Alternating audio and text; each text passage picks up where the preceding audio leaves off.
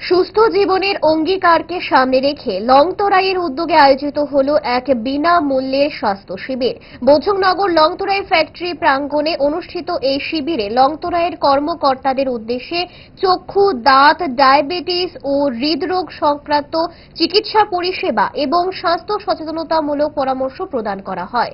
এই স্বাস্থ্য শিবিরে উপস্থিত ছিলেন রামকৃষ্ণ মিশনের মহারাজ সুচিত্রানন্দ মহারাজ, আইএলএস হাসপাতালের সিইও গৌতম হাজারিকা, লংতরাইয়ের কর্ণধার রতন দেবনাথ সহ অন্যান্য বিশিষ্ট ব্যক্তিবর্গ।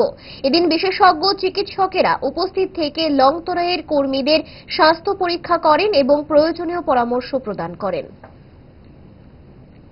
বিভিন্ন সামাজিক কর্মকাণ্ডের সঙ্গে আমরা যুক্ত থাকি, তারই অঙ্গ হিসাবে আজকে আমাদের এই আইএলএস এবং রামকৃষ্ণ মিশন ও মঠের সহযোগিতায় আমরা এই ধরনের একটা স্বাস্থ্য শিবির আমরা আমাদের ফ্যাক্টরিতে বোঝংনগর আমরা অনুষ্ঠিত করছি।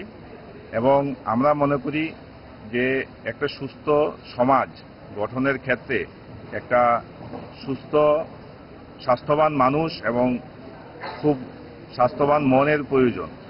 এবং আমরা সারা বছর প্রায় 700 থেকে 800 আমাদের মেম্বার এই ফ্যাক্টরিতে কাজ করে, ডাইরেক্টলি এবং ইনডাইরেক্টলি।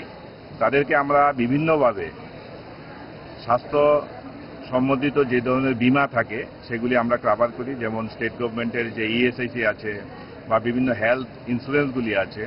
কিন্তু তার উপরেও আমাদের এই যে স্বাস্থ্য শিবির